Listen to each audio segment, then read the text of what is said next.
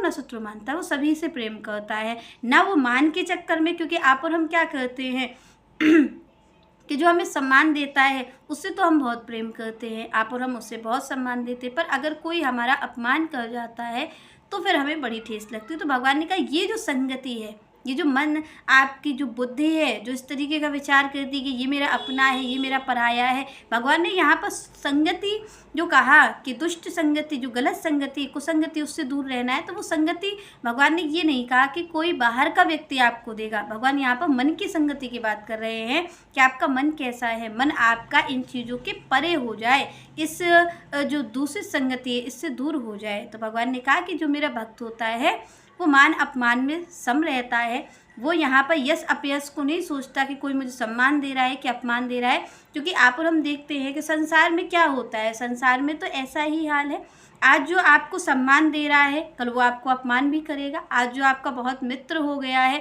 क्यों मित्र हो गया, आप और हम मित्र कैसे मानते किसी को, जब कोई हमारे मन का काम करता है तो वो हमारा मित्र हो जाता है। तो आज ये बताइए कि कौन है ऐसा संसार में जो जीवन भर आपके ही मन की कर सकता है। जब वो मना कर देगा तो वो आपका शत्रु हो जाएगा, जब वो अपमान आपका कर देगा तो आपका शत्रु हो जाएगा। तो यहाँ पर भगवान ने कहा ये जो दूसरी संगति है, ये जो आप और हम ये सोचते हैं कि ये मेरा अपना है, ये पराया है, मुझे सम्मान मिलता है तो हम खुश हो जाते हैं, अपमान होता है तो हम दुखी हो जाते हैं। भगवान ने कहा जो मेरा भक्त होता है इस दूसरी संगति से वो दूर रहता है, इसमें नहीं पड़ता, वो मान अपमान में, सुख दुख में, ये जो सर्दी गर्मी होती है, भगवान कहते हैं इन चक्रों में नहीं पड़ता है, वो आनंदित रहता है। किसमें? वो भगवान में आनंदित रहता है, वो किसी और को देखता ही नहीं है कि ये शत्रु है कि मित्र है। आप और हम तो सारा जीवन इसी में बिता देते हैं कि ये मेरे अपने हैं, ये मेरे पराए हैं, इसने मेरा सम्मान किया था, इसने मेरा अपमान किया था। पर यहाँ पर श्री कृष्ण कहते हैं कि मान अपमान को वो समान दृष्टि से देखता है, उसको कुछ भी अलग नहीं दिखता, क्योंकि वो क्या देखता है कि हर जगह तो भगवान ही है।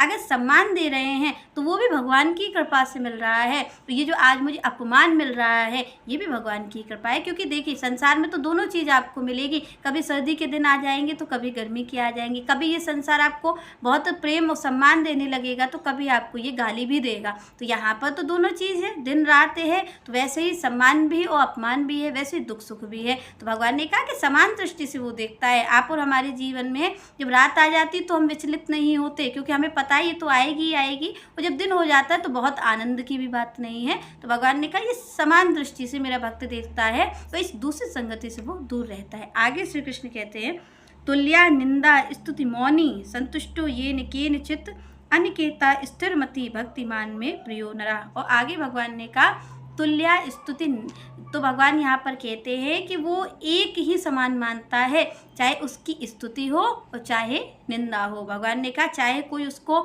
बहुत प्रेम के शब्द कह जाए कि आप बहुत अच्छे हैं, बहुत सम्मान के शब्द कह जाए, और चाहे उसे गाली दे जाए, भगवान ने कहा वो बराबर, वो सम रहता है, उसको कोई फ़र्क नहीं पड़ता। आप भगवान कहते हैं कि अगर कोई मेरे भक्तों को गाली भी दे जाएगा तो उसे कोई फ़र्क नहीं पड़ेगा, वो लौट के कोई गाली नहीं देगा, और ना ही वो उसको सम्मान की बात कह जाएगा तो भी उसे कोई फ़र्क नहीं पड़ेगा। भगवान ने कहा वो एक समान रहता है। तो यहाँ पर भगवान कहते हैं कि तुल्या निंदु स्तुति मौनी संतुष्टो ये केंचित, तो भगवान ने कहा कि वो मौन रहता है।